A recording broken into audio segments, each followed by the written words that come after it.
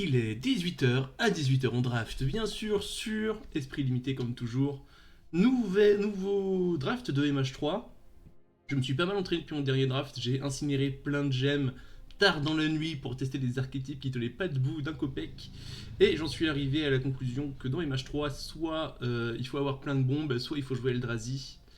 Voilà. Pour moi, c'est ça le format à l'instant T. Je peux encore changer d'avis. Ici, on ouvre une bombe, alors qui n'est pas un Eldrazi, mais qui par elle-même est extrêmement forte. Canonnier Kappa, Parade 4, improvisation, ça coûte moins cher à lancer quand on lance des artefacts. Et surtout, il est imbloquable. Et vu comment les champs de bataille ont tendance à être très très verrouillés très tôt, très rapidement dans ce format. Enfin, pour moi, il y a soit du gros verrouillage du champ de bataille parce que tout le monde joue de gros idiots et personne ne peut passer. Soit il y en a un qui n'arrive pas à se développer et du coup l'autre le défonce. Soit on fait un Megazord avec un drop 2 sur lequel on met 53 auras. Mais le Canyon Kappa permet de passer un peu à travers ces immobilisations de champ de bataille. Très bonne carte. Ici, on a une larve Gifetrinte qui m'a franchement impressionné. C'est un artefact pour le Canyon Kappa également.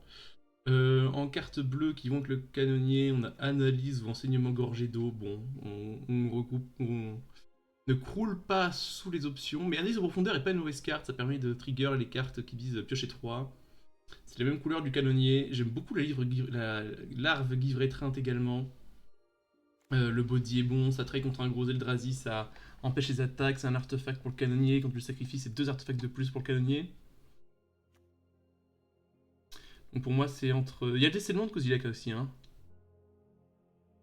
Est-ce qu'il coûte 7 ou plus? Non, il coûte pas 7 ou plus quand même. Décèlement de Kozilek, c'est aussi très fort quand on joue des gros Eldrazi.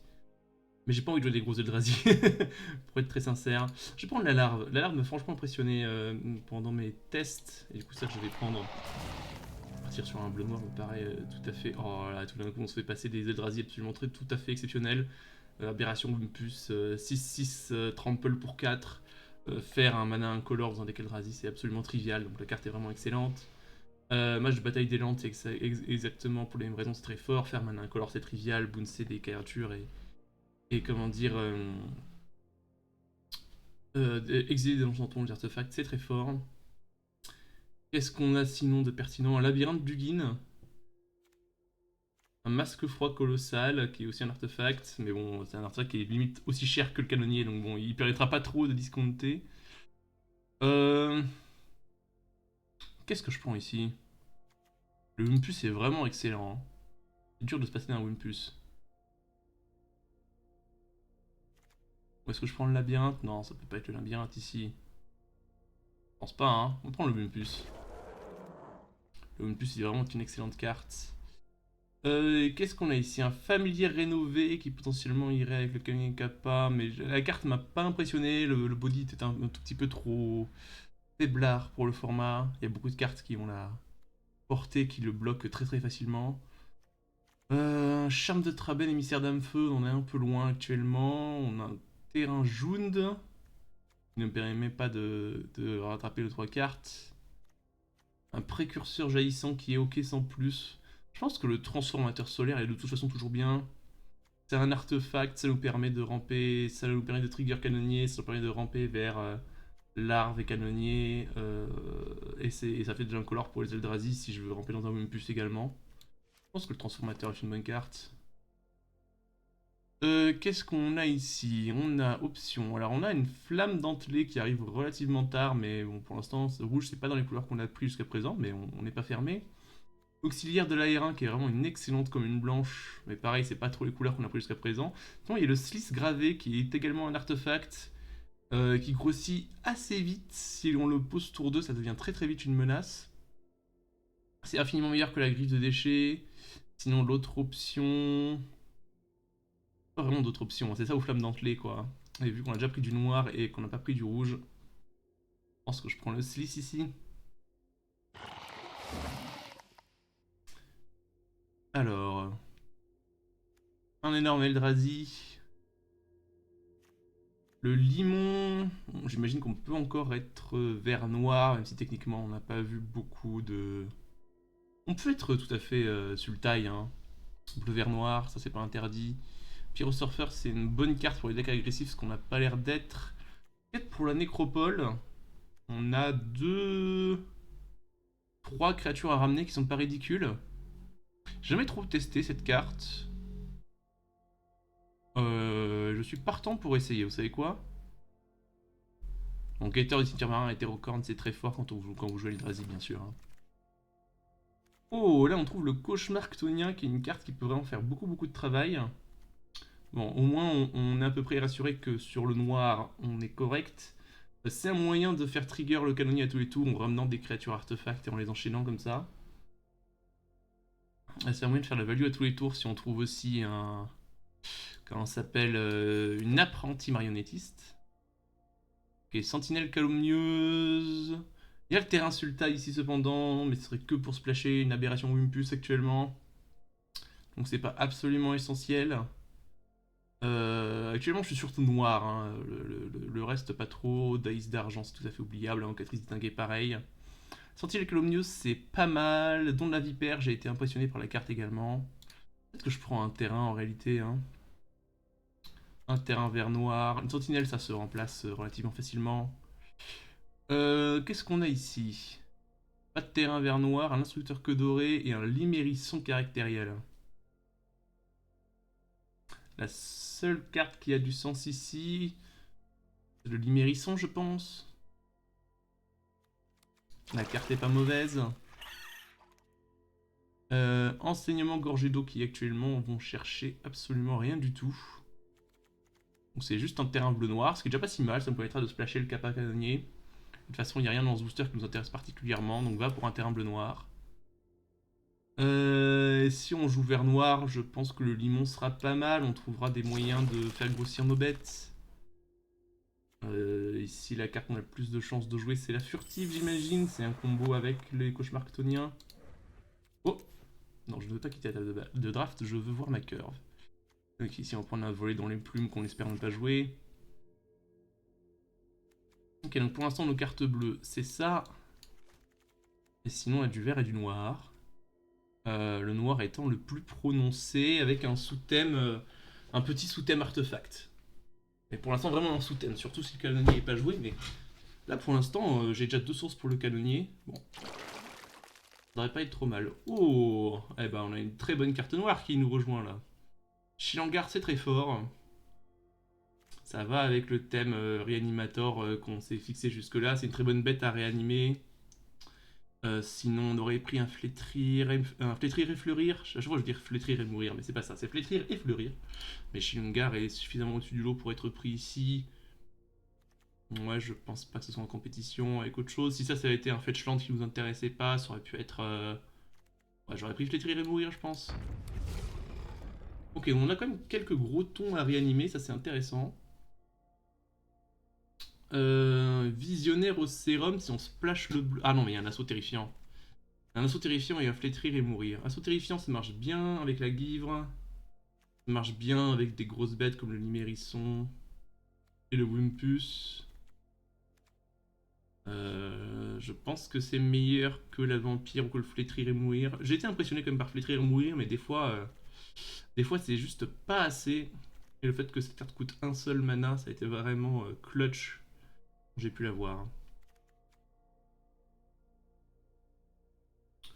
Le limon en expansion, a noté qu'il fait attaquer à chaque fois le... Ah non, non, il le fait pas attaquer à travers tout. Ça lui rajoute juste un marqueur. Mais ça ne déclenche pas ses capacités d'être pas bloqué. Il faut qu'un artefact arrive en jeu. Alors voyons voir, qu'est-ce qu'il nous manque ici? On a un peu de tout, on a du début de curve. Mon royaume pour une dryade, cependant, ça nous permettrait de splasher. Tige changeante, slice gravée, estuaire pollué pour le splash. Ou rendre l'âme. Rendre l'âme, ça a été une très bonne carte également. On a déjà de quoi splasher notre bleu. On a un terrain bleu-noir, 2 terrains bleu-noir, un transformateur solaire. Je pense que je vais prendre un rendre l'âme ici. Pouvoir gérer n'importe quelle bête de manière inconditionnelle, c'est vraiment très fort. Au-dessus du spécimen, au-dessus du terrain, ouais. Alors, voyons voir. Gargantua, ce terrain nous intéresse pas. Ce terrain peut nous intéresser. Gargantua, c'est Ok sans plus, ça marche bien avec le limon, ça fait piocher plein de cartes, etc. Reliquaire d'essence a été impressionnant d'ailleurs dans le peu de matchs où j'ai pu le jouer. La carte a été vraiment très bien alors que je m'attendais pas du tout à ce qu'elle soit forte. Sinon on a une 3-1 pour 3 qui exile un cimetière, qui est aussi un terrain. C'est dur de dire non à une 3-1 pour 3 qui est aussi un terrain je pense. Hein. Au-dessus du Gargantua, au-dessus d'un terrain bleu-noir. Ouais. Ouh, le Dracon d'Orage. J'ai été assez fan du Dracon d'Orage à chaque fois que je l'ai joué. Je trouve que les gens sous-estiment cette carte beaucoup. Est-ce que je le splash cependant? Peut-être pas, parce que le Dracon d'Orage est très fort quand on a beaucoup de créatures avec la portée pour le bloquer et le rendre complètement inutile du côté adverse, ce qui n'est pas tellement notre cas. Je pense qu'on est content d'avoir un Kuvekai qu'on peut trigger avec le limon, qui nous fait ramper vers le Wimpus, ce genre de choses. Je pense que le Kuvekai est une bonne carte. Oula, on nous passe du très bon rouge tard dans le draft. Donc peut-être qu'on n'avait pas si bien identifié que ça notre spot. Ombre de Lion, c'est vraiment pas mal. Hein. Ça va dodger beaucoup de removal parce que plus 3, c'est une grosse augmentation de stats. Ça va très bien sur un Lémérisson parce que ça a le trample, mais ça donne le trample à tout. Moi j'aime bien Ombre de Lion en réalité dans ce format. J'aime bien mettre des grosses auras sur les petites bêtes. C'est quelque chose que j'ai l'impression qui marche pas mal. Ok, ici on a enterré vivant si on veut mettre des choses au cimetière. Pour cette quête de la nécropole. Ou pour le cauchemartonien, mais ça faire une carte pour ça. Construction de tes cérébrés, c'est tout à fait bien. Hein. C'est une créature modifiée pour faire trigger les limons. Dès qu'on va piocher nos 3 cartes, elle va devenir encore plus grosse. J'ai été impressionné par la conscription des cérébrés. Alors, le vampire. Le vampire est vraiment bien quand on a les limons pour le trigger à tous les tours. Sinon, c'est Servant Sinistre qui peut aller tuto de base, assaut terrifiant, quête de la nécropole, cauchemartonien. Je pense que j'aime bien avoir un drop 2 quand même, je trouve que ma curve, mon bas de curve est assez léger. Servant Sinistre est bien, mais pas exceptionnel. Terrain bleu-noir, ça aurait été un vert noir, j'aurais pris je pense, mais le flétrir ou fleurir est meilleur. De mon point de vue, corruption des ventes, quand on n'est pas littéralement mono-noir, c'est un peu décevant, je trouve. Est-ce qu'on prend un deuxième terrain bleu-noir pour splasher le kappa? Pour cette gloutonne, après on va pas la splasher. Non, je pense qu'un deuxième flétrir ou fleurir, ça sera très bien. Juger inférieur, ça sera un splash du coup non. Va pour une deuxième Charius Bogart, j'imagine. Ok, le reste. Oh, on a quand même une sentinelle Calonius que je vais prendre ici. Hein. La terreur mobile m'a pas spécialement impressionné. Et un terrain. Alors, regarde ce que le troisième booster nous réserve. Ouh, un deuxième Shield Gangar. C'est une dryade. C'est dur de dire non au Shield Gangar. Hein. La carte est vraiment très forte. C'est une 6-6 vol pour 5. J'aurais beaucoup bien pris une dryade sinon si Shigangar est pas dans le pack et qu'il y a genre un terrain dont on smoke. Je pense que je prends la dryade mais dur de dire non au deuxième Shigangar. Et la damerie, hein. Maraudeur maudit est également une très bonne carte qui m'a impressionné. Kuviekai. Et la damerie c'est fort quand même, hein. Combien de créatures on a dans le deck? 14. Ah que 14, 15 avec lui. L'Altizor c'est très fort. Il y a trop de cartes qu'on veut, hein. Altisor, Eldamri, Maraudeur, Kuviekai. Kuviekai permet de jouer le Wumpus, ramper vers Shilungar. Mais Adamri c'est du card advantage et ça me fait plus que ramper vers Shilungar, ça va faire Shilgengar, pardon. Ça peut le mettre en jeu quand on a deux créatures à engager. C'est dur de dire non. Oh, et là on trouve une Ophiomancienne. Oh, je passe une énième dryade à mon grand regret, mais Ophiomancienne c'est vraiment absolument abusé. En plus avec Cauchemartonien c'est encore meilleur. Ok. Flash, c'est une des toutes meilleures cartes du format, mais on n'est pas du tout dans la position pour le prendre ici malheureusement, mais on n'est pas trop triste parce que Masque Froid Colossal c'est vraiment très fort. Ça marche pas trop bien avec nos stratégies de réanimation, mais une 6-6 Trample ça passe à travers les blocages adverses, et surtout quand elle meurt, elle laisse un équipement qui est tout à fait équipable. T'as déjà 6 mana pour le jouer a priori, donc t'as tout à fait 5 mana pour l'équiper, et la moindre créature devient une menace extrêmement forte dès qu'elle a le Masque Froid sur la tête. pense que c'est meilleur que les autres options ici pour mon deck. Infernogoyf est témoin de l'évolution. Quid de Infernogoyf? On a un fetch. On a quelques instants. Je sais pas ce qu'il vaut l'Infernogoyf en limité, pour être très sincère. On a le piétinement de souche. Je pense qu'au Pro Tour, si là je joue pour genre le plus haut niveau, je pense que je prends le piétinement de souche, mais j'ai envie de tester l'Infernogoyf. Voir ce qu'il donne. Bon, je vais prendre un removal inconditionnel qui est aussi un terrain. Oui, oui, oui, oui, absolument. Oui.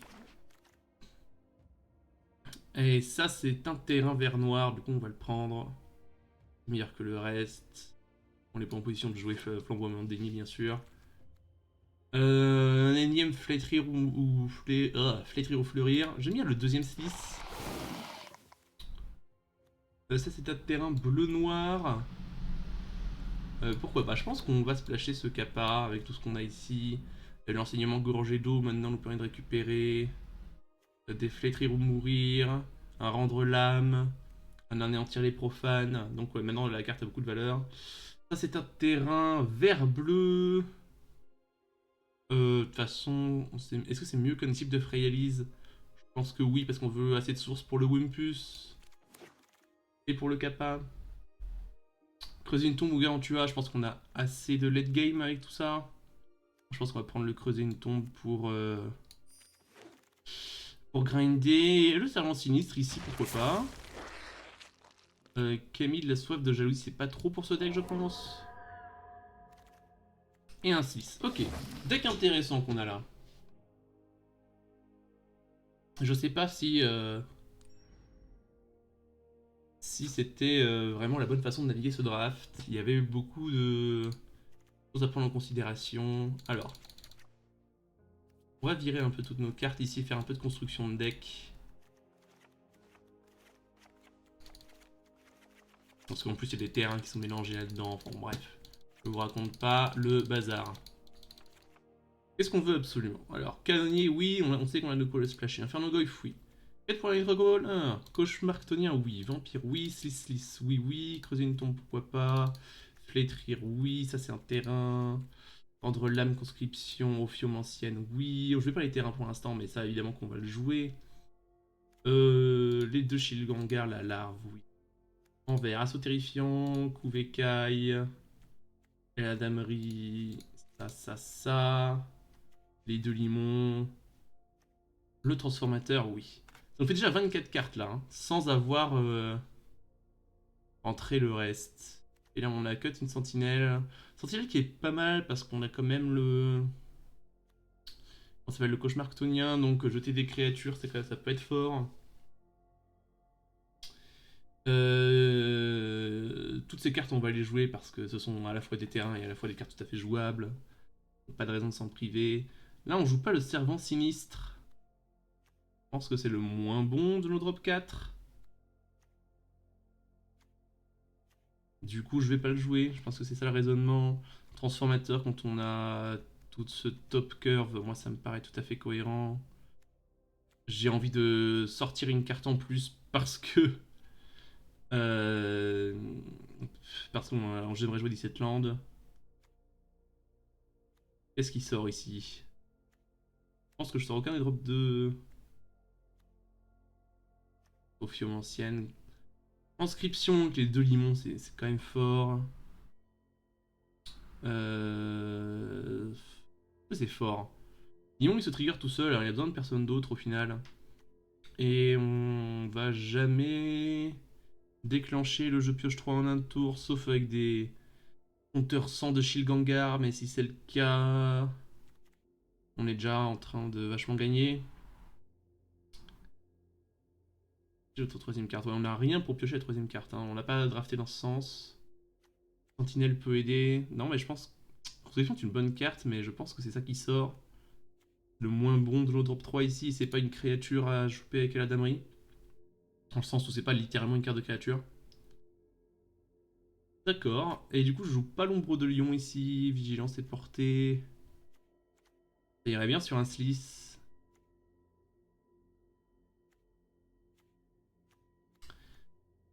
Quid de creuser une tombe? Vu qu'on a le cauchemar chtonien, c'est... Enfin, c'est pas incroyable parce que c'est pas une créature du coup. Pas littéralement une créature.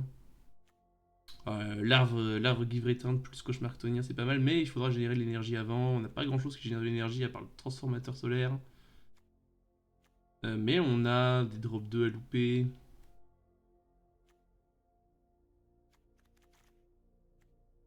Peut-être que c'est pas le bon deck hein, pour cauchemar chtonien, hein, maintenant que j'y réfléchis. Parce que on génère pas d'énergie. Parce que on n'a pas de créature qui coûte trop ou moins qui génère un body en plus à resacrifier. Si, on a l'Ophium ancienne. Mais elle génère pas un body à chaque fois, le body reste. Mais après, à chaque fois, je peux recycler un serpent pour un drop 2 ou un drop 3. Ouais, non, le cauchemar, je pense, c'est très très bien, il n'y a pas de raison de s'en priver. Du coup, est-ce que c'est ça le deck? Plus évidemment les Milandes. Et je joue pas de quête de la nécropole du coup. J'ai quand même un, 2, au moins 3 fetchland, 4 si je veux vraiment. Donc pour trigger plein de fois le touche-terre ici. Et je pense que je joue les 4 fetchland parce que j'ai l'Inferno Goyf dans le deck.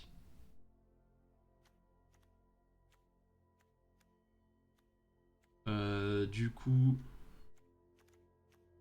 ça fait un enchantement pour faire grossir Inferno Goyf. Et j'ai des Shilgangar à ramener. Que je peux défausser. Que je peux pas trop défausser. Hein.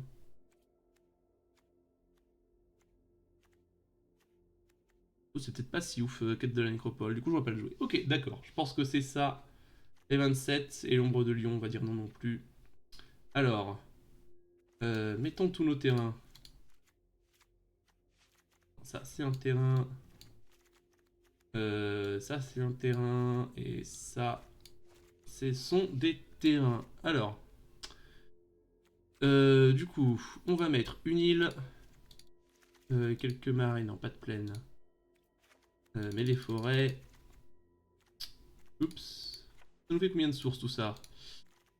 Alors, combien de sources de verre? 4, 5, 6, 7. Seulement 7. Et combien de sources de noir? 4, 5, 10, 7, 8, 9, 10, 11. D'accord, donc on peut cut 2 marais pour 2 forêts. Mais ça veut dire que j'ai très peu de sources de noir qui arrivent dégagées. J'en aurai 2, 4, 5. Donc je veux bien un marais de plus quand même. Bon, et en source de bleu, je compte même pas. Hein. On en a 1, 2, 3, 4 sources de noir, 5 sources de noir, ça sera suffisant pour jouer. De bleu, je veux dire. Ça sera suffisant pour jouer un canonnier kappa. Très bien, et ben moi ce deck me parfait. Ouh, en plus j'ai pas remarqué, mais ça c'est des artefacts pour le canonnier. Ouh, combo, combo. Puis après, est-ce qu'on le sacrifie, on le récupère avec le cauchemar chtonien, et dire oh là là, oh là là. Ce deck a l'air très intéressant à jouer. J'ai envie de dire à tout de suite pour le premier match. Let's go. Alors. Pas de mana noire, mais on a 10 sources de noir dans le deck, ou 9, je suis un plus le nombre qu'on s'était donné. Et on a un drop 2. Et si on pioche rien, on peut quand même l'activer et faire un mana. On joue en second. C'est d'accord.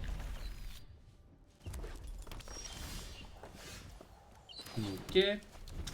Une carte noire n'est pas exactement ce qu'on voulait voir à ce stade, mais c'est pas grave. Un marais, parfait. Pas besoin de le jouer maintenant, cependant, sauf si on veut déployer le slice. Le slice est meilleur le plus tôt il arrive dans la partie, donc je pense que je vais déployer mon slice ici. Et s'il se fait tuer, je préfère que ce soit le slice qui se fasse tuer plutôt que le Kuvekai. Ça va générer une énergie de plus pour l'adversaire cependant, mais bon, pas toujours ce qu'on veut dans la vie. Ah, et s'il n'y a rien, moi, je peux simplement poser mon limon, poser le limérisson, commencer à faire grossir mes bêtes. Le gardien de la porte ne bloque rien, c'est parfait. Je vais attaquer avec ma 3-3. Poser une 4-4.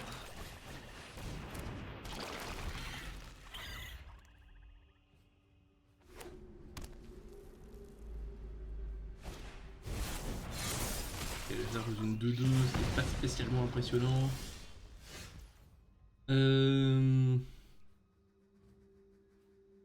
Voyons voir, ça c'est 2 à activer, ça c'est 3. Sinon je peux tuer le gardien de la porte et poser un coup avec les 2 manas qui me restent. Ça me paraît pas mal. Parce que du coup je passe pour 7 ici. Ou du moins je lui mangerai au moins son argousin.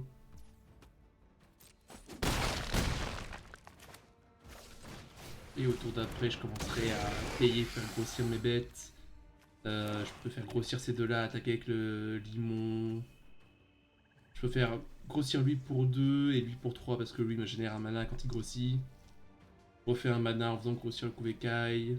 Ces deux-là auront trample grâce au limon. Enfin grâce au limérisson je veux dire, qui est également un limon.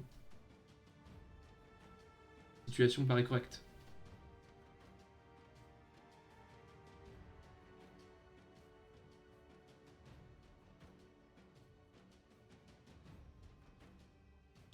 L'adversaire dans une situation compliquée. Hein.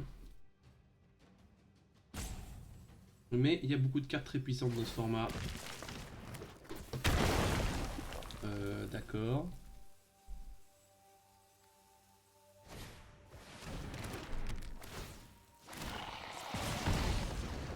Est-ce qu'il va équiper son bélier au gardien de la porte pour me coller un maximum? Non.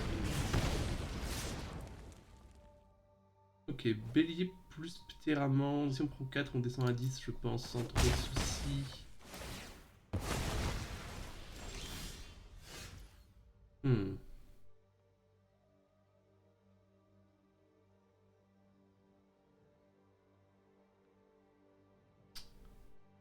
Est-ce que je peux activer mon Kuvekai et mon limon? Non, parce que j'ai qu'une seule source de verre. Ah, et du coup, je pouvais pas faire... Ce que je peux faire, c'est que je peux booster mon Kuvekai, attaquer avec les deux là... Et du coup, ça sera 4-4, 2-4-4 et une 3-3 qui passe. Et avec les deux mana qui me restent, je pose le transformateur. Je pense que c'est pas mal. Et en plus, je fais 2 vengeances.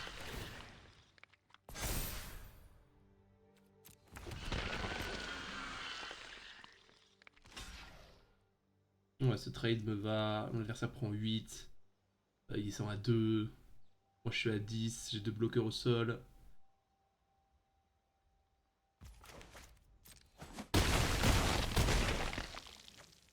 Je pose mon transformateur.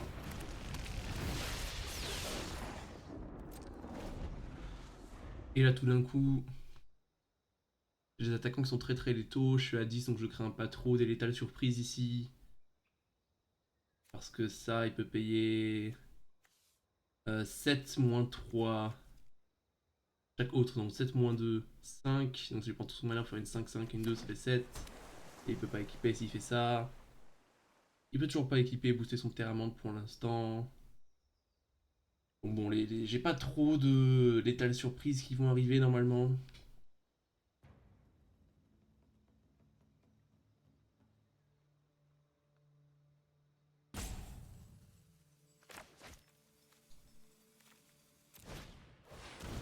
Terror mobile, ok, ça c'est même pas un bloqueur.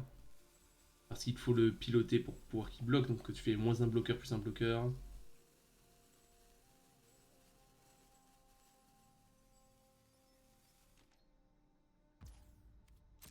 Je serais surpris qu'il attaque ici. Ah mais de toute façon oui, le terrain ne peut pas bloquer mes créatures au sol. Bah si, il pouvait en pilotant la terra mobile. Du coup t'aurais pas dû attaquer là. Ah bon, t'as une créature de plus, d'accord, très bien. Ok. Moi tout ça, ça me paraît très létal. Hein. Je booste mon limérisson. J'ai 10, j'ai 10 en trample. Et il a au mieux 5 de... Ouais, je meurs pas. Un removal en main en plus. Ça piétine. Allez hop.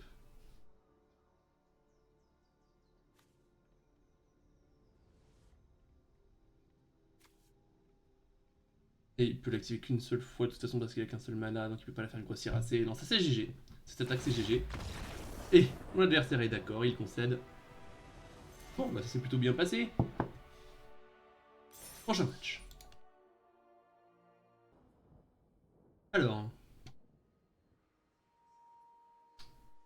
Drop 2, drop 3, ou drop 3 si on trouve pas le deuxième vert, on joue en premier, c'est d'accord. Et si on faisait une des deux chariots engagés, histoire de pas payer trop de points de vie quand même.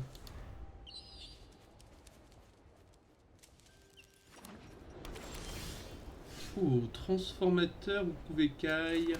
Vu qu'on n'a pas de drop 4 dans lequel ramper, je pense que je pousse le Kuvekai.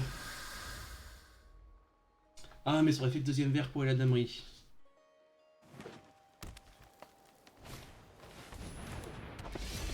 Ok, on est face à une licorne ici. Est-ce que j'ai envie de faire du coup de faire Kuvekai plus terrain. Je pose mon transformateur et j'ai mes removal après, je pense que c'est pas mal.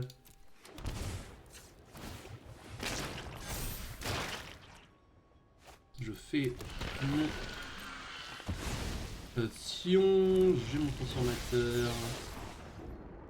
Est-ce que j'attaque maintenant? Je sais pas si cette course m'intéresse beaucoup. Je veux incentiver l'adversaire à poser plein d'aura potentiellement sur sa licorne.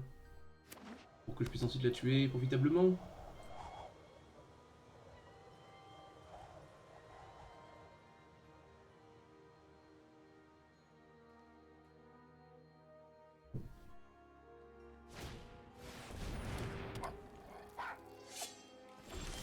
Et s'il se passe rien, ça me va aussi. Ici, je peux jouer Eladamerie.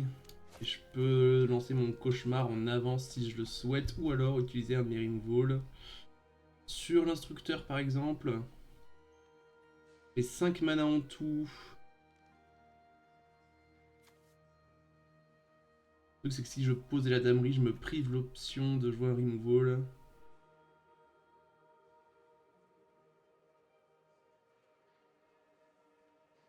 Et s'il se passe rien, je peux faire anéantir les profanes et au prochain tour, je jouerai la damerie plus rendre l'âme. D'accord, je passe le tour dans ce cas. Avec le plan d'utiliser anéantir les profanes, on pioche un terrain pour faire la damerie plus rendre l'âme. Potentiellement jouer une créature qu'on aurait vue.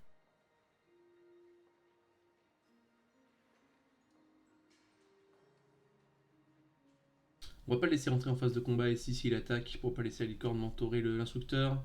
On va simplement tuer l'instructeur, je pense.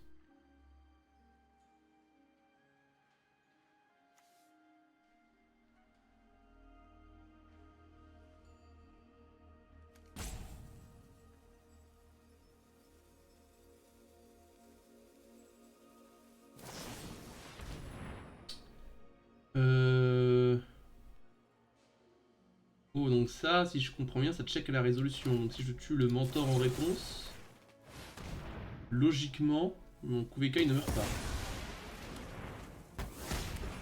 Tout à fait. Le calcul était bon. Est-ce que je fais... Et mon adversaire me propose un échange ici. Vu que j'ai la damerie et un cauchemar chtonien, je pense que je suis d'accord pour l'échange.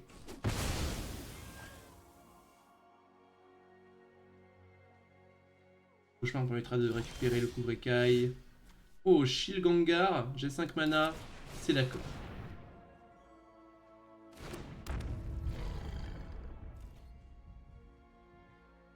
Et là même si Shilgangar se prend par exemple une ombre de chien, on pourra utiliser le cauchemar pour récupérer le Kuvrekai en sacrifiant le Shilgangar. Et Shilgangar avec une ombre de chien, il fait toujours des choses, hein. Il sacrifie des créatures, il crée du blood, crée des jetons de sang, il peut réanimer tout le cimetière. Ouais, une 3-3, use-t-elle un bouclier ne sera pas suffisante face à un Shilgangar, je pense. Hein.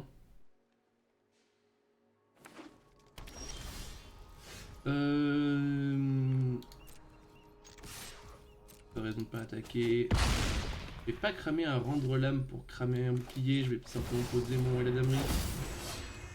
On a un terrain au-dessus. J'ai envie de dépenser mon mana. Il y a des choses qui peuvent me punir de l'avoir dépensé ici, mais... Oui, accessoirement, s'il tue mon Shigangar, je pourrais le ramener avec mon cauchemar. Ça, c'est pas une mauvaise chose.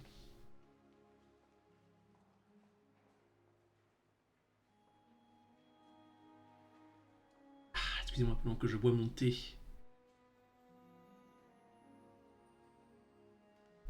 Thé à la menthe, bien sûr. Hein.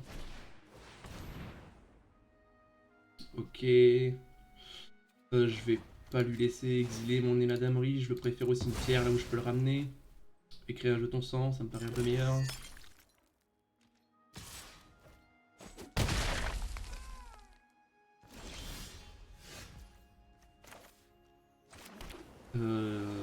Ici, bon, la course elle me va, hein. On peut faire la course toute la journée si mon adversaire le souhaite.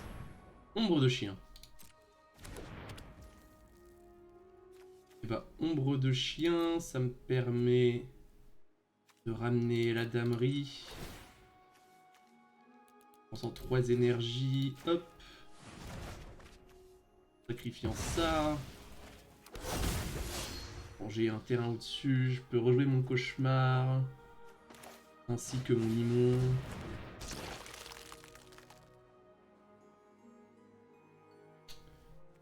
Pour l'instant, je vais rester comme ça. Poser le bloc du limon sur le rhinocéros. Ah, j'aurais peut-être dû ramener du coup l'autre pour pouvoir sacrifier son... Le Sion Eldrazi. Ah, c'était plus malin. J'ai pas pensé. J'ai dit la damerie plus de value, donc je vais ramener la damerie. Bon. Ok, ça va être embêtant si ce truc accumule les marqueurs boucliers, mais bon. Est-ce que ça mérite un rendre l'âme? J'aurais toujours assez d'énergie pour ramener l'autre. Et de toute façon, le rhinocéros ne passe pas le limon. Parce que je crame à rendre l'âme sur un prédicateur métastatique. Ça, c'est une bonne carte au global en plus. Hein. Du coup, c'est-à-dire que la 3-3 passe. Non, c'est d'accord. Tu peux mettre ton deuxième bouclier et t'empaler sur mon limon si ça t'amuse.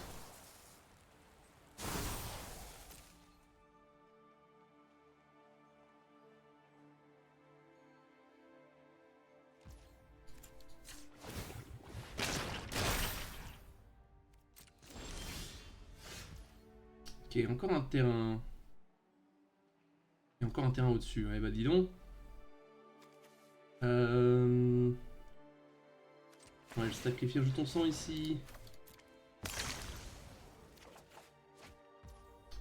Un énième terrain. Bon.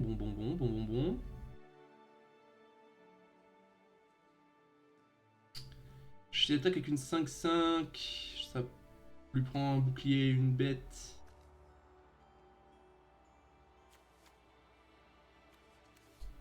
J'aurais dû ramener le Kouvekai. Hein. Bon, vu que la Danemerie là ne me permet rien, ce que je peux faire, c'est attaquer avec ma 5-5 déjà. On va voir ce qui se passe.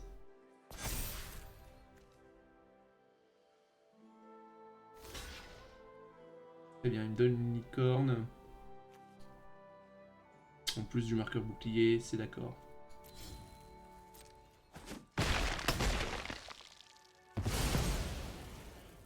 Moi je peux faire cauchemar. Je récupère voilà le Kouvekai.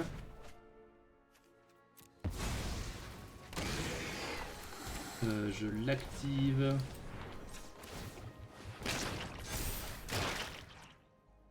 Oui, je veux faire. Je sais pas pourquoi c'est un choix de le faire ou non à 0-1.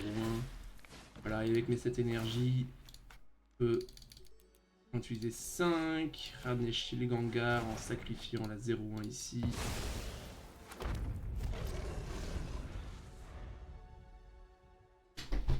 La 3-3 ne passe toujours pas. Voilà. Mon adversaire a compris que la situation était compliquée pour lui. J'ai pas joué au petit allemand, mais il n'y avait pas besoin. Je vous dis prochain match, let's go. Allez, on enchaîne. Alors, qu'est-ce qu'on a ici 2 terrains, un slit à transformateur, un Kouvekai, toutes nos couleurs. On joue en second en plus. On garde, c'est sûr. A priori, on va faire les enseignements au premier tour en tant que terrain. Hmm. Oui, même en ayant pioché ce marais, parce qu'on a un tour 2 et un tour 3, ou un tour 2 et un tour 3. Ce qui est sûr, c'est qu'Ophiumancienne descendra tour 3. Moissonneuse. Ah, c'est une moissonneuse, je préfère déployer. Le truc, c'est que le Kuveikai, je vais pas pouvoir l'activer tout de suite. Et le Slice perd de la valeur dès qu'il y a deux créatures en face. Du coup, va pour le Slice. Et au Pyrrhika, j'échangerai contre une moissonneuse, moi ça me va très bien.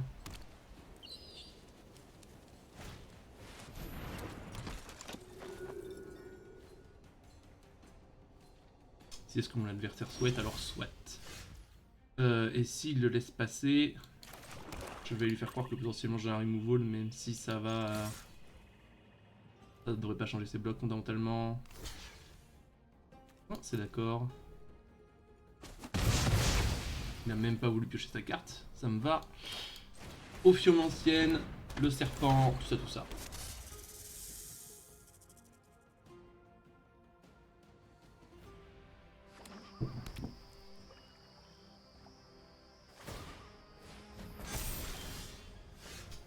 Ok. Je vais garder le serpent en bloc, mais j'ai pas mon Ophiomancienne ici. Et ça peut être un contre.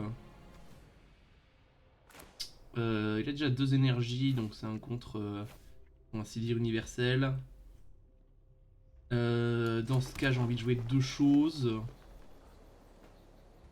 Et il peut contrer tout ce qu'il veut.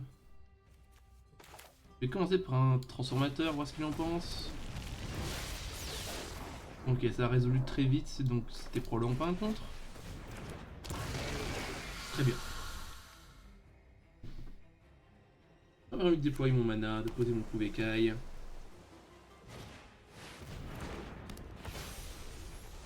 Un ange.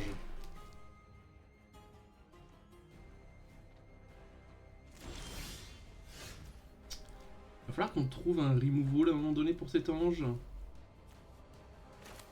Mais pas nécessairement dans la seconde.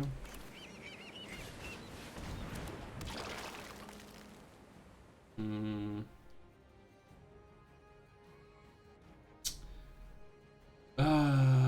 Ouais, l'auto-tapeur aurait pas dû taper comme ça parce que ça me laisse pas l'option de faire boost plus boost.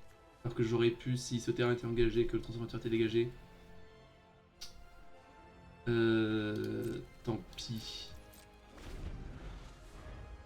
Je boosterai le Kuveikai pour avoir plus de mana au tour d'après, je pense.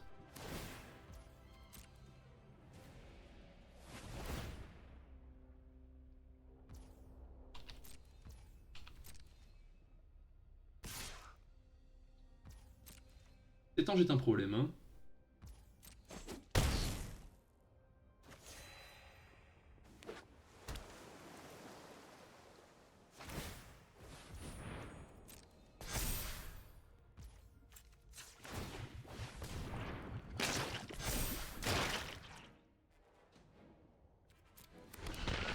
Heureusement, on va pouvoir attaquer à travers ici. Je touche beaucoup de terrain, mais ça j'ai envie de dire c'est la vie.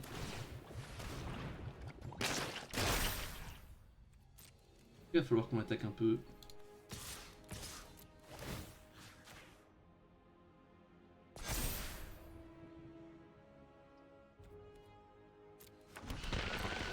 Il nous reste encore un certain nombre de terrains dans le deck, mais une grande partie d'entre eux sont aussi des sorts.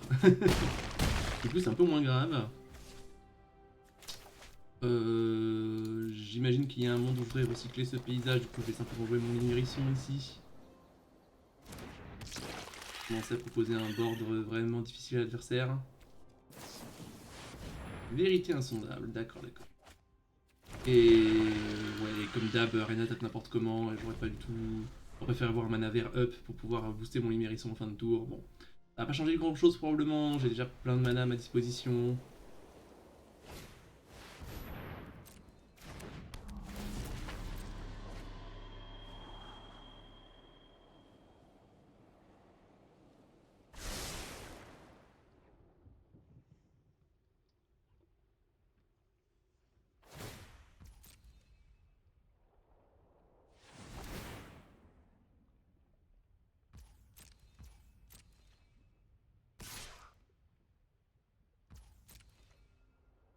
Cet ange reste un problème, bien sûr. Hein.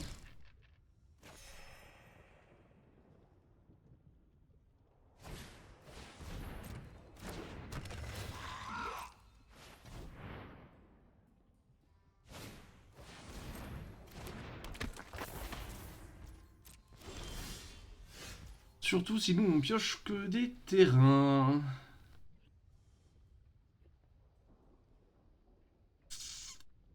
Je pense que je vais recycler ce paysage corrompu. Histoire de trouver quelque chose à un moment donné.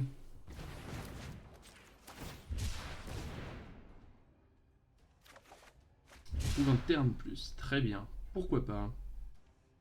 Après tout, pourquoi pas?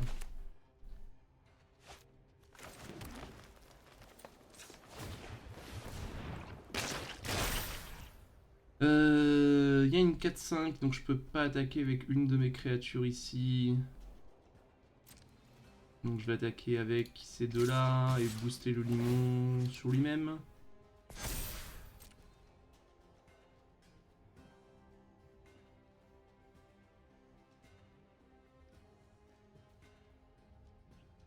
Bon, on a deux Shilgangar, deux Removal qui tuent l'ange, auquel j'arrive à penser là. On a le Miland et le Rendre l'âme.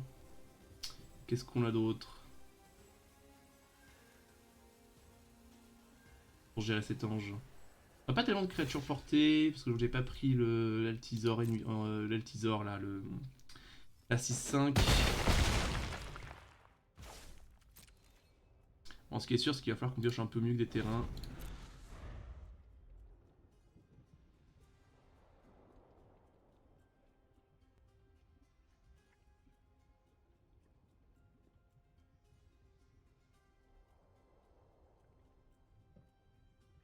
Voilà, cet ange a fait gagner 8 points de vie. Hein. Ça a fait une grosse différence à la course. Hein. Si mon adversaire serait à 3, la situation serait pas du tout la même. Ouais, l'ange a fait du très bon travail cette partie-là.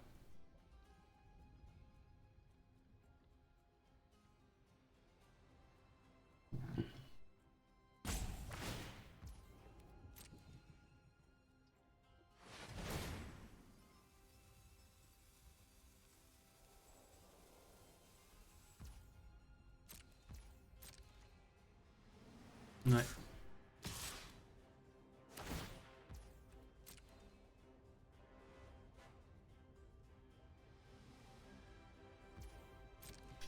Ouais, je descends à 6, on va laisser remonter à 15.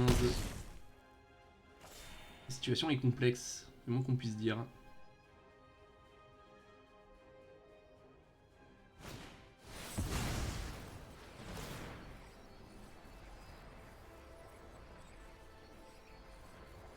Ouais, ça va pas aller. Ça va pas aller en s'arrangeant visiblement. Hein.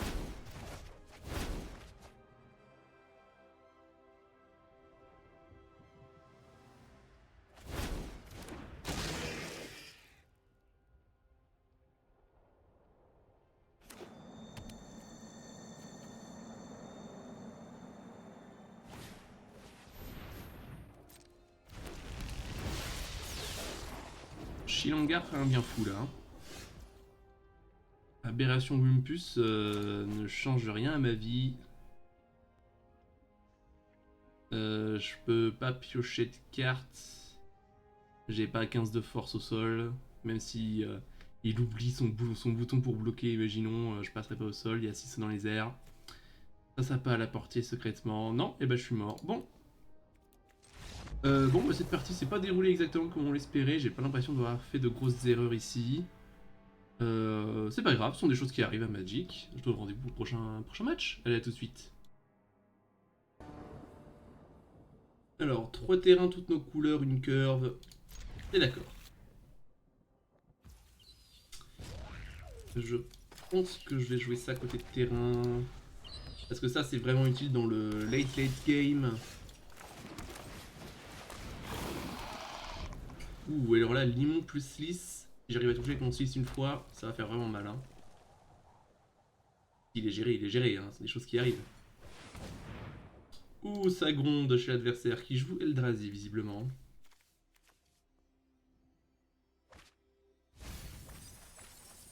récupérer un drone propagateur. Bonne carte s'il en est. Parfait, c'est-à-dire que je passe avec mon Sliss.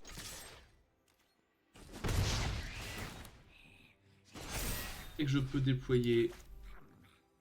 Ah, je suis obligé de cibler un truc pour lui retirer un marqueur, mais j'ai pas de marqueur à retirer, bon tant pis. Je peux déployer mon limon, faire une grosse attaque au prochain tour.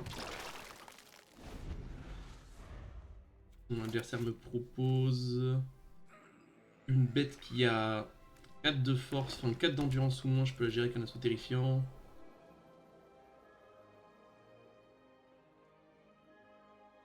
Bon, s'il pose une chrysalide, par contre, je fais un peu la tête, hein, pas vous mentir.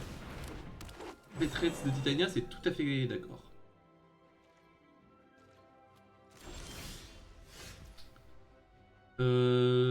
Ai-je envie de gérer cette prêtresse de Titania? Le truc c'est que j'ai 4 mana, j'aimerais bien choper mon deuxième noir pour Shilongar et ça peut aller me le chercher, j'ai pas une puce en main. Donc la source d'incolore ne m'apparaît pas tellement importante. Du coup j'ai 3 mana pour faire vampire et assaut terrifiant. Je pense que c'est ça que je veux faire.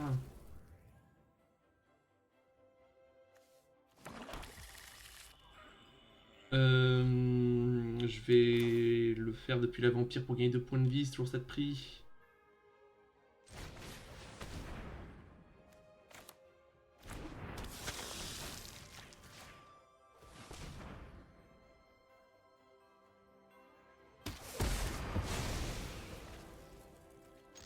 J'attaque avec mes 2 bêtes, je fais grossir mon Sliss.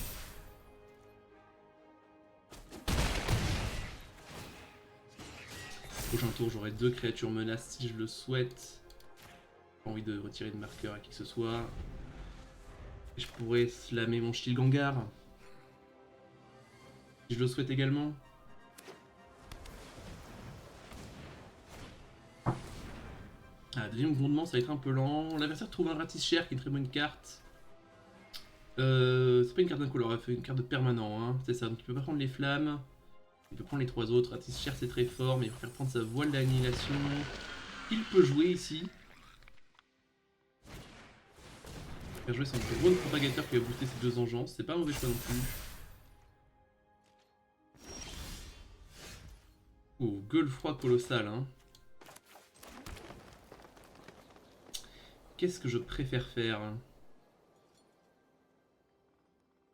Ici, j'ai bien envie de mettre mon adversaire bas en PV et après poser mes grosses bêtes. Du coup, ça veut dire que je boost.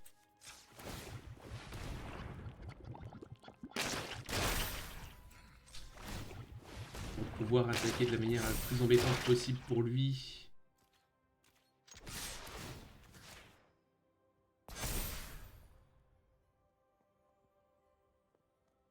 Surtout que ces engeances représentent beaucoup de mana une fois qu'il a posé sa voile d'élimination. Il peut prendre 12 hein, s'il le souhaite, mais ça va pas lui faciliter la vie, quoi, disons. De descendre à 1. Triple bloc sur le limon, ça a du sens. Je pense, étant donné qu'il y a le chemin de la destruction en main, je pense que je vais détruire ces 2 engeances hein, plutôt que son drone propagateur. Parce que ça lui coupe le mana. Et de toute façon, je tue 2 bêtes. Et le drone propagateur, en l'état actuel des choses, c'est juste une 2-2. S'il paye 4, fait 0-1, c'est d'accord. Je vais lui tuer ses engeances.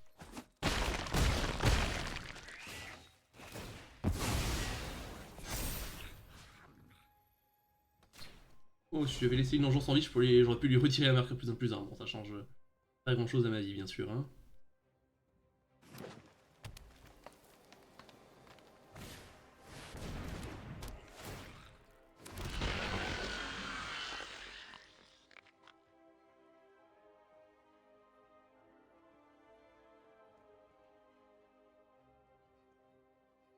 Et du coup, là, s'il pose une bête, il fait grossir ses engeances également, puisque le drone est toujours là. Peut-être que j'aurais pas dû laisser son drone. Bon, il avait pas de bête.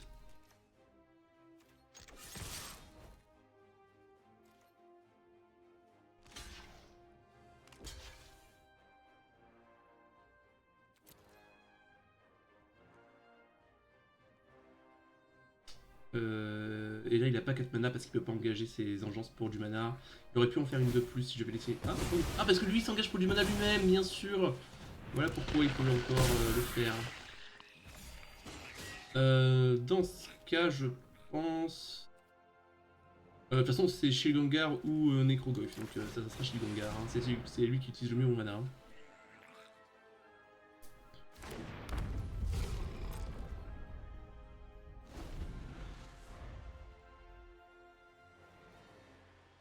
Donc je commence à demander beaucoup de bloqueurs en face. Dont un qui a le vol ou la portée. Mais une Chrysalide stabiliserait presque ce board au final. Hein. Chrysalide, c'est une carte très forte.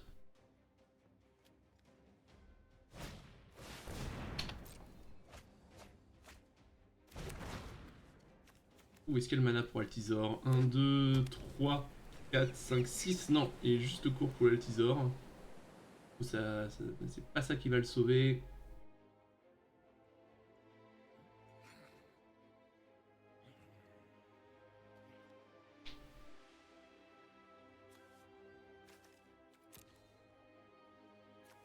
Ouais, 3, 4 parce que j'ai 3 types de cartes dans mon cimetière déjà.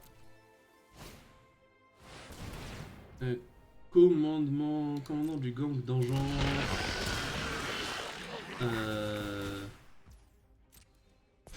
Je crois pas qu'il puisse tuer Shilgangar avec ça. Hein. Il a pas assez de mana. Il a 3 mana, donc il peut l'utiliser comme si c'était une seule fois, ça sera pas assez. Mon adversaire me donne le GG. Ah mais si, parce qu'il fait des... Ouh. Du coup, est-ce qu'il y a le mana? Il a 1, 2, il a 5 mana actuellement, donc il peut activer ça 2 fois, c'est pas assez pour tuer Shilgangar. Ciao, bye. J'y vais avec les autres aussi tant qu'à faire.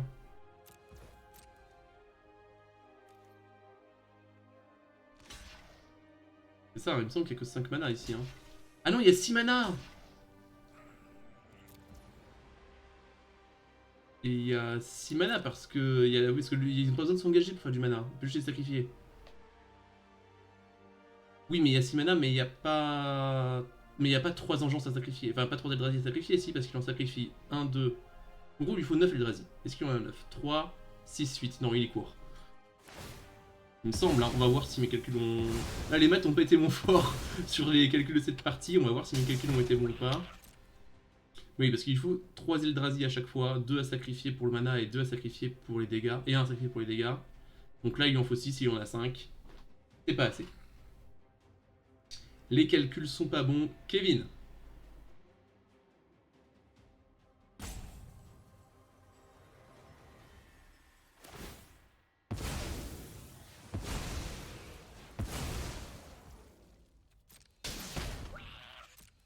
Et voilà. Terminado. Aïe aïe aïe. Bon, derrière, même si gérais ma 6-2, j'avais toujours une 5-5 menace, une 4-3. Ce tour-ci, je pense que je posais une 6-6 trample. Bon, c'était compliqué quand même de revenir pour lui. Il était à 1. Alors. On commence, on a le liste tour 2. Je pense que c'est d'accord. Je pense que je vais garder la charrieuse en main. Je n'exclus pas de la jouer au tour 3, si je peux jouer autre terrain. Voilà, je vais la jouer au tour 3 a priori. À moins qu'il y ait un truc urgent à gérer.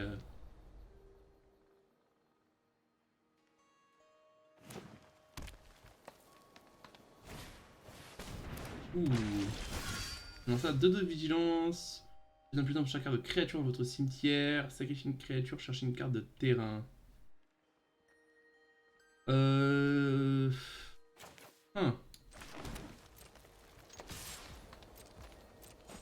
Est-ce que c'est bien meilleur qu'une 2-2 vigilance, ça? Ça a beau être une rare, je pense pas que ça vaille le coup. Ça fait ramper quand même, hein. Mais blanc, vert ou noir, vert, c'est pas tellement des couleurs Eldrazi, mais il pourrait avoir des gros Eldrazi. Ok, ok. Ça roule, je psychote. toute façon, flétrir ou fleurir, c'est un removal qui a une utilité limitée vu que c'est un -3/-3. Donc je pense que je vais prier mon adversaire de sa rampe. C'est pas comme si la Bogart a amené une partie essentielle à mon champ de bataille ici. 3-1, ça se fait arrêter par beaucoup de choses. Ok.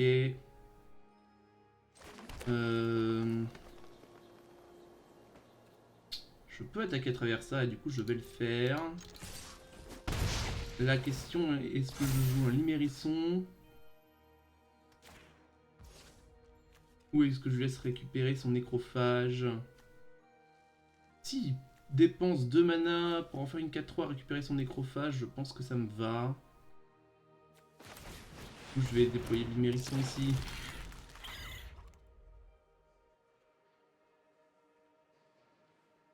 En plus, c'est pas impossible que j'ai besoin d'un deuxième marée au tour prochain pour ma larve. Du coup, jouer la charrieuse n'est pas du tout exclu.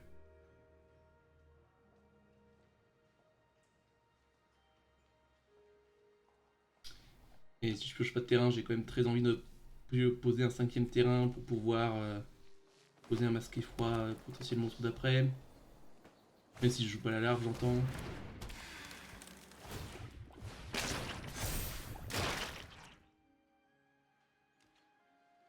Ok. Deuxième charrieuse. Ça, c'est en rituel. Donc, ce que je peux faire, c'est faire ça une 4-4, mais ça ne change rien parce qu'il prend pas les deux à lui tout seul. Je pense quand même que ça me va d'échanger mon Sliss contre...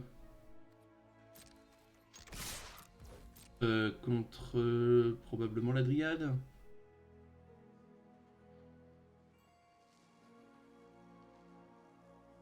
Et si je choisis de bloquer le Numérisson à la place, ça me va aussi.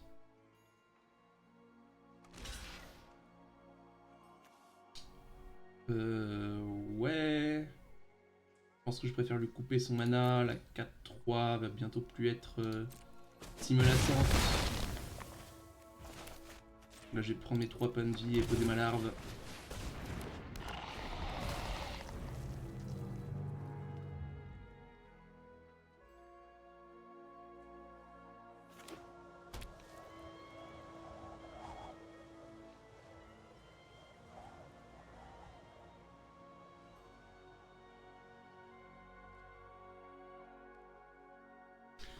Tour d'après, ça va vraiment dépendre de ce que je pioche parce que j'ai pas mal d'options qui s'offrent à moi. Et vu que j'ai pioché un terrain, parce que le truc c'est que je peux mettre un marqueur sur ma larve qui tout d'un coup a le piétinement et le contact mortel, ce qui est très tentant.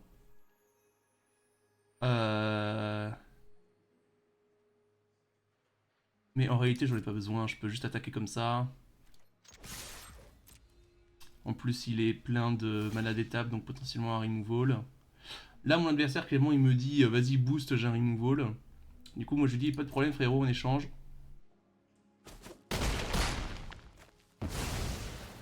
Parce que moi face à un removal j'ai un masque effroi colossal. Qui est certes une 6-6 trample mais s'il prend un removal je pourrais simplement au prochain tour l'attacher à ma larve. Et avoir une 9-9 lien de vie, piétinement, contact mortel. Qui sera très dur à arrêter. Et ça, c'est si l'adversaire a un removal. Si on n'a pas, j'ai avant ça une 6-6 trample à gérer.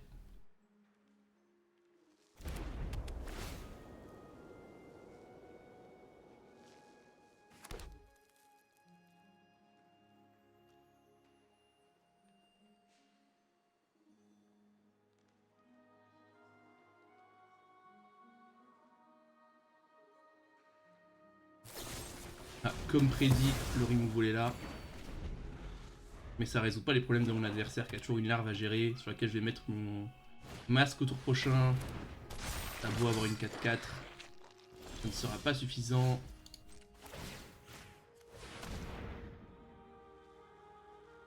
Je pense pas qu'il y ait à réfléchir ici.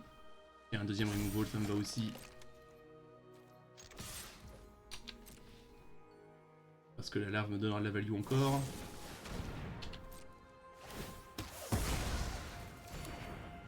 Prochain tour, Je vais pas jouer ma charieuse en terrain ici.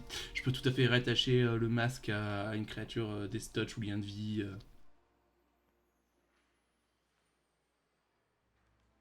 Ça m'ira très bien.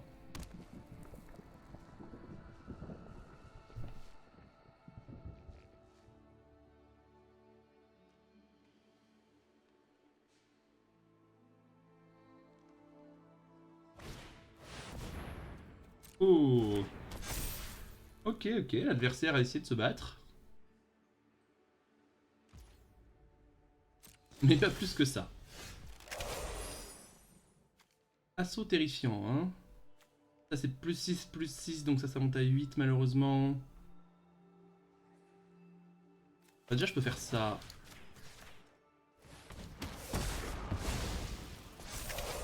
Et là il y a une 5-6.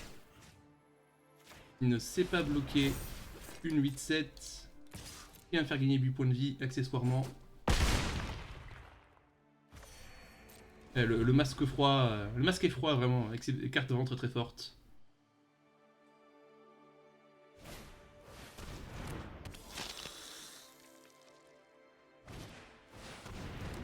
Gargantua, d'accord. Sauf que du coup là il y a l'étal parce que 7 moins 3 ça fait 4. Et même s'il bloque avec toutes ses créatures, je lui colle au moins 4. Et du coup c'est GG. Parce que quand on a piétinement et le contact mortel, le piétinement dit que quand tu assignes des dégâts létaux à une créature, tu peux mettre le reste dans la tête de l'adversaire.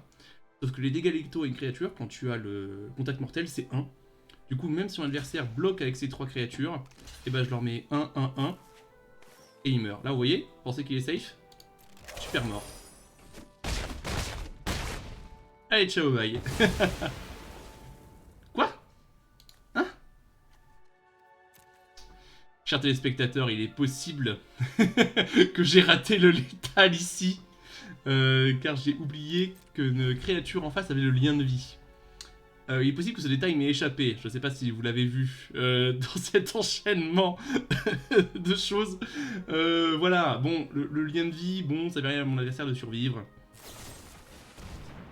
Ok, l'adversaire tient debout. Alors là, c'est là, je mérite tellement que mon adversaire me fasse la remontada du siècle et que je perde. Ah, c'est terrible. En plus, j'avais le létal parce que je pouvais toujours tout à fait faire un flair et feutrir pour le dernier point de dégâts. Hein, donc, c'est pas comme si j'avais pas de solution. Hein. Là, c'était vraiment genre le... Ah, mon adversaire mérite de faire la remontada du siècle.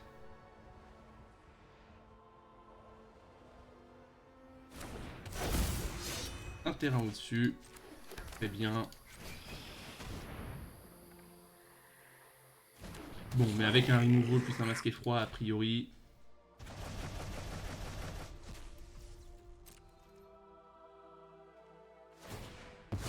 on devrait pas être trop mal quand même. En termes de positionnement ici, face à un adversaire qui a 2 PV, qui peut même pas activer son Gargantua. Sous peine de mourir.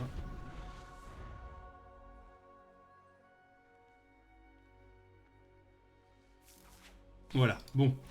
Heureusement, on n'a pas été puni du misplay. C'est pas grave. Prochain match, on passe au rang supérieur. Let's go. Alors... Necrogoyf tour 1... Enfin, Infernogoyf, pardon. C'est Nethergoyf. Necrogoyf, c'en est un autre qui est vachement moins bon. Plein de terrain, tour 1 des removals. Que demande le peuple?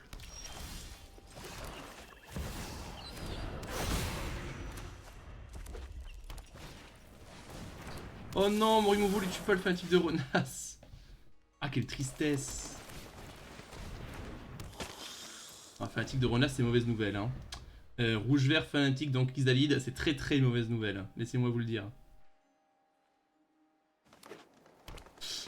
On croise les doigts, pas de Chrysalide, pas de Chrysalide, pas de Chrysalide, pas de Chrysalide. Non, pas de Chrysalide. Ce n'est pas une Chrysalide.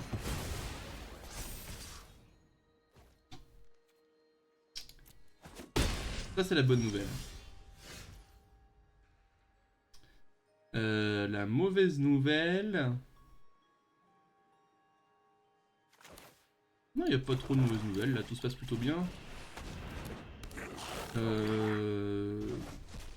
J'attaque pour un avec mon Necrogryph, je suis content. Il n'y a pas eu de drop 4. C'était pas mal. Mon adversaire a absolument voulu gérer mon vampire. Grand bien lui fasse. Alors ce fanatique de Renas, ça reste un problème quand même. Hein. D'accord. Donc l'adversaire ramp.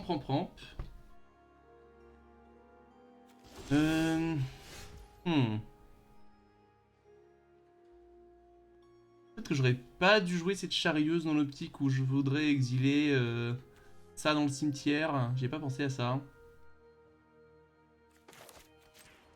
Parce que du coup, là, je pense que j'ai pas le droit de pas déployer mon Limérisson. Mais au tour d'avant, j'étais pas du tout obligé de jouer une 3-1. Ça faisait pas avancer mon board state, ça passait pas à travers la fanatique de Renas de toute façon.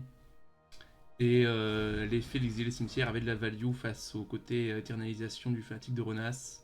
D'ailleurs, problème de la traduction française, vous voyez zombie et serpent et druide, c'est pas un zombie, hein. C'est un zombie quand il revient éternalisé, mais de base c'est juste un serpent et druide. Et ouais, problème de la localisation française de NTG Arena.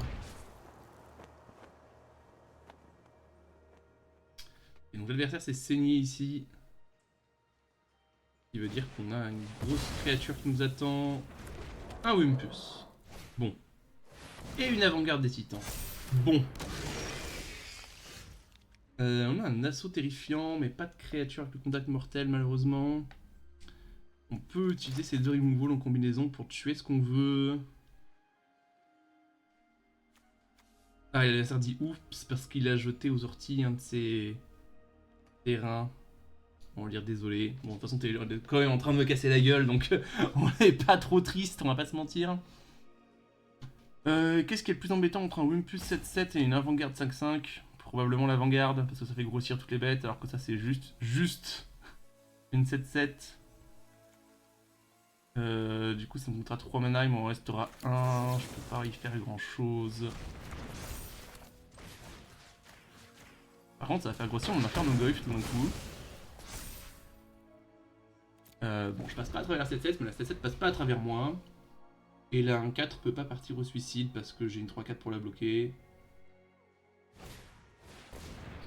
Et l'adversaire il gronde. Oh, il met un phénix du détective au cimetière. Ouais. La qualité des cartes de mon adversaire est très haute sur cette partie. Ah, parce qu'en plus il a un drop set à... pour ce qui est de collecter les preuves. Ouais, mon erreur était clairement de... Comment dire, de jouer le premier Bogart en tant que créature, celui-là, là. Parce que finalement, il a aucun impact sur ce champ de bataille. Il a aucun impact sur ce champ de bataille et le TB aurait été vraiment exceptionnel ici. Bon. Une chose qui arrive. Ici, la teaser va faire que la libération va passer 7. Ah oui, non, mais beaucoup plus que ça en fait. Ça va passer 15. Descend à 1. C'est une 8-7 trample vol. Parce que si je la tue, elle fait une 2-2 vol. Et ça, j'aurais beau bloquer, ça a le trample et en plus, c'est indestructible. Compliqué ma vie, hein. Ok, rendre l'âme, c'était un peu l'étape 1 pour ne pas mourir.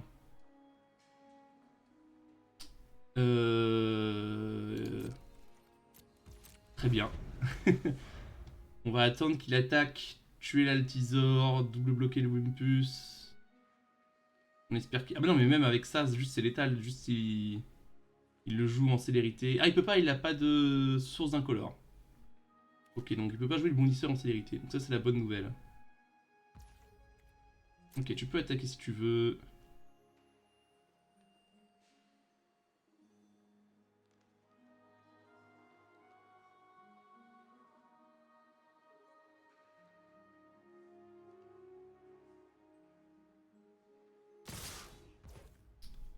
Ok, bon, bah les blocs sont forcés de toute façon.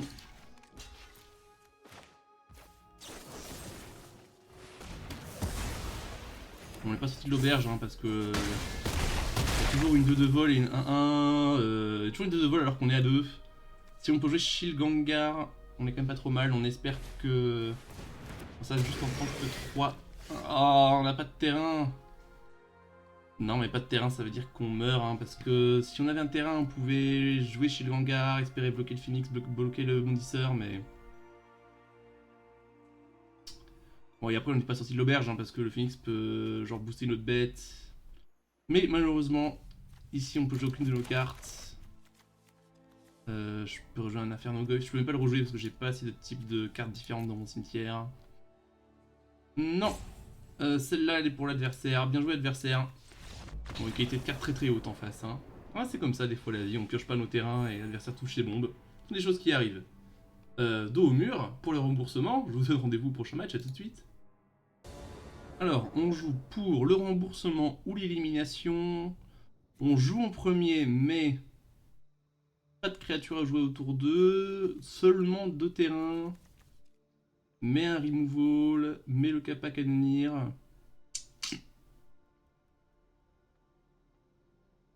N'importe quel terrain me donne accès au limon. J'ai envie de garder ça quand même. Aller chercher mon mana vert avec le paysage corrompu.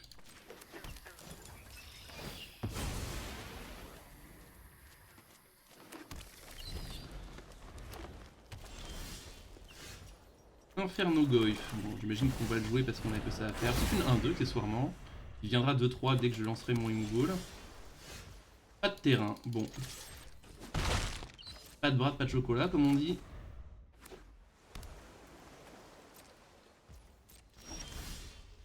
Toujours pas de terrain. Bon. Très bien. Heureusement que l'adversaire ne met pas une pression de dingue. Mais lui il pose ses terrains, donc à terme il va... Ah, bon, c'est pas un terrain mais on pardonne.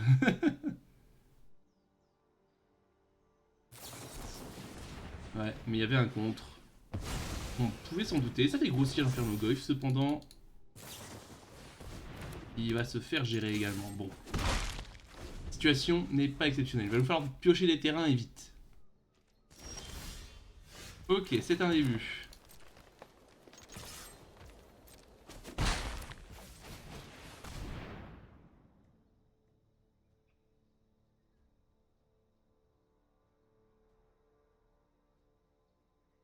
Alors.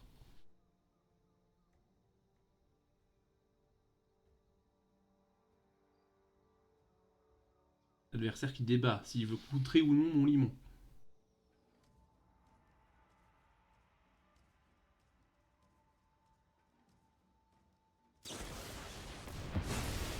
Oh, ça prend carrément un flamboiement de déni. Ma foi, pourquoi pas.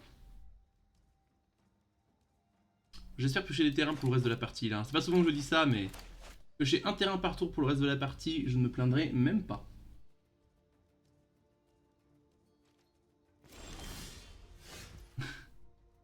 Ok, bon. Le petit Inferno Goy qui est toujours là, hein. Brave 1-1. Puis il travaille.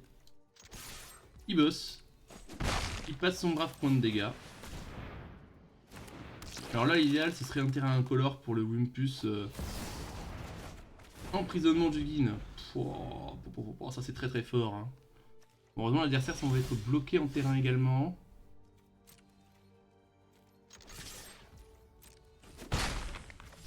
Ici, je vais jouer la damerie. Comme ça me permettra de jouer des créatures au-dessus de ma bibliothèque si je suis bloqué en terrain. Et toujours pas de terrain. Oh là là. Terrible. Ah non, le visionnaire qui nous empêche de passer. Bon, on peut le tuer avec un flétrir et fleurir. Est-ce que c'est mieux que de déployer un limon? Je ne pense pas.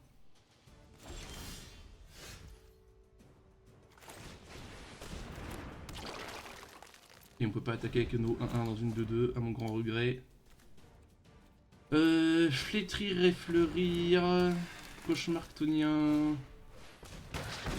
Ok.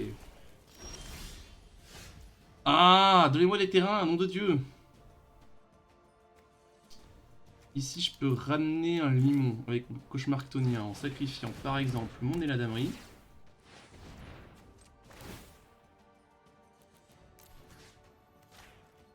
Qui me permettrait de gérer par exemple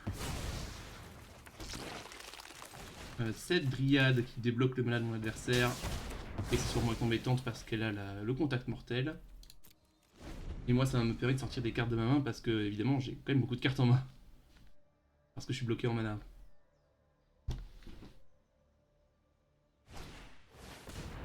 Ok, mais au final l'adversaire est resté pas mal bloqué en mana aussi. Ça fait quelques tours qu'il est bloqué à 4. Oh et ça combote avec... Oh là là. Alors ça je l'avais pas vu venir pour le coup. Ok. Quand tu évoques un vagabond du beat, ça fait le... ça c'est fort ça. Hein. Bon. On a définitivement pas le droit d'avoir un terrain. Je peux même me défausser. Voyons voir, j'ai un cauchemar chtonien en main.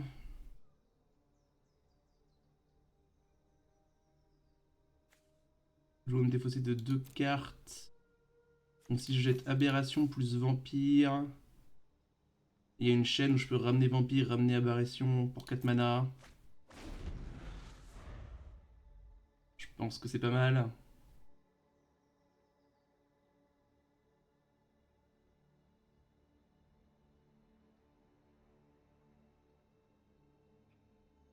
Bon, la situation n'est pas idéale pour nous. Hein. Traverser ça pêche beaucoup de cartes.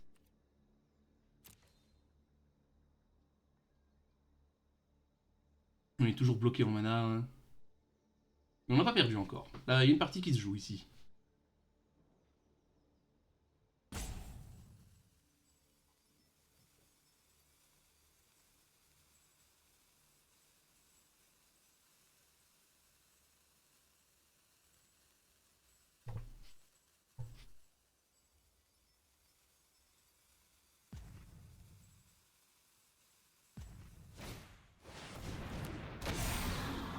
Une hydre pour faire un assaut pour tuer ma bête.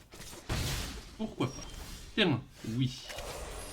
Mais du coup, j'ai pas de créature pour faire ma chaîne avec cauchemar chtonien. Qu'est-ce que je peux faire avec 4 mana? Je peux poser un limérisson. Une 4-4 pour bloquer une 3-4 et une 2-2, ça me paraît pas mal. Pas de raison de se priver, je pense. Il vaut mieux utiliser son mana au maximum quand on a été privé en mana pendant si longtemps.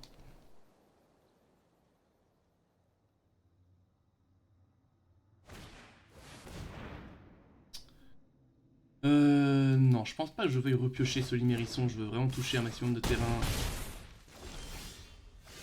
Ok, ça c'est un terrain qui coûte des PV ou qui arrive engagé.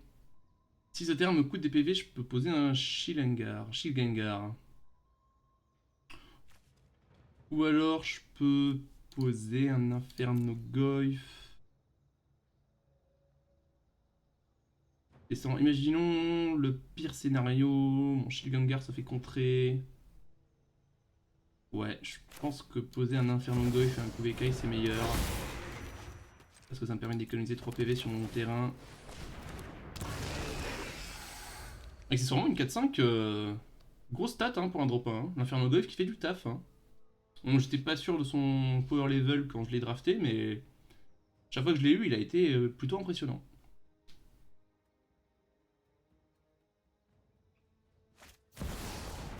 Ombre du second soleil. Ok. Ça va pas trop dans notre sens. Je pense que je slam le Shilgengar ici. Qui résout en plus. Vérité insondable. Adversaire qui se... pioche beaucoup de cartes. Hein.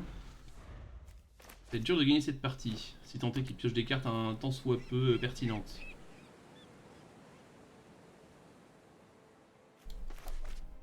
Mais cauchemar chtonien plus Kuvekai, ça peut faire des chaînes de réanimation assez dures à gérer. Hein.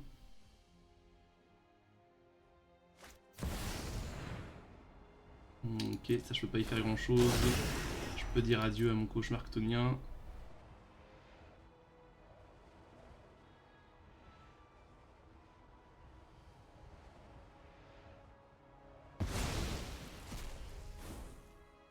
Ouais. Je pense pas que ça aurait été mieux de le jouer parce que face à un deck bleu-vert, Et t'as plus de chances de rencontrer quelque chose qui détruit les artefacts et enchantements. Plutôt que quoi que ce soit d'autre. Ok, ça c'est pas mal pour tenir le board et avoir un fleurir réfléchir up ou une activation de Kuvekai.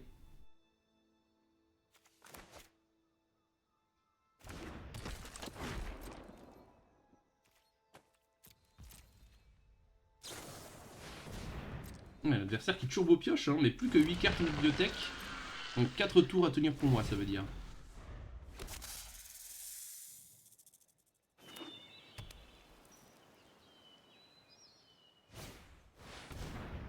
Ouh, alors ça par contre, ça va prendre son fleurir réfléchir.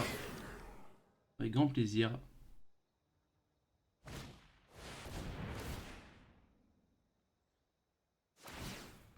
Ouais. Fais tes trucs, cependant je vais pas prendre les dégâts.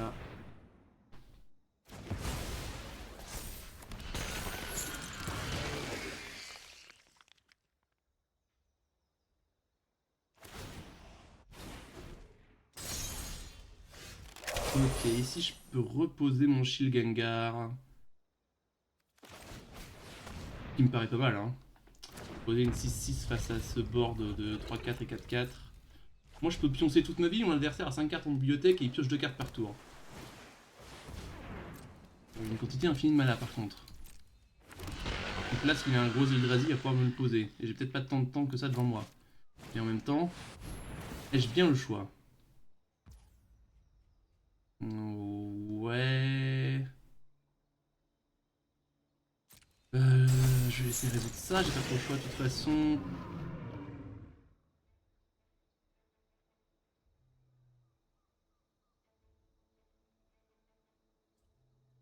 Mais tout d'un coup je manque de bloqueurs avec ce gardien des énigmes. Hein.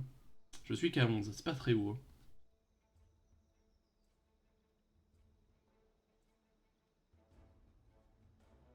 Je vais sacrifier ce serpent en fin de tour hein, pour en faire un nouveau à mon upkeep.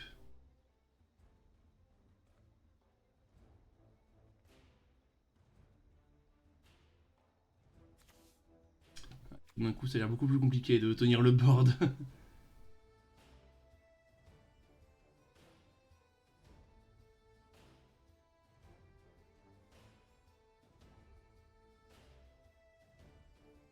En tout cas, mon adversaire n'a pas le droit de pioncer ici, hein. Il est obligé de m'attaquer. Et mes blocs n'ont pas l'air très bons. Alors, en particulier... Oh, il pioche une carte de plus, accessoirement.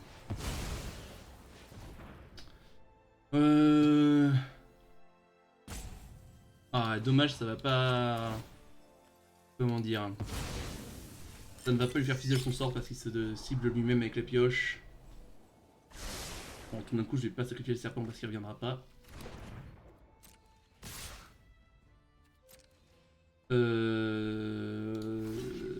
Ouais. Et là, je prends 4 et 3, 7 et 2, 9. Je suis à 2. J'ai un seul bloqueur face à 5000 attaquants. La situation a l'air compliquée pour ne rien vous cacher.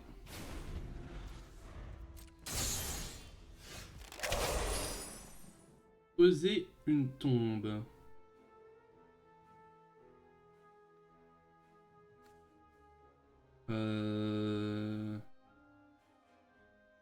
Est-ce que ça m'aide d'une quelconque manière? Je peux ramener un Wimpus, waouh, trop bien. Malheureusement, j'ai pas les 6 Blood pour ramener tout mon cimetière en jeu, ce qui m'aurait permis d'avoir assez de bloqueurs. Mais là, j'ai pas de moyen de les faire.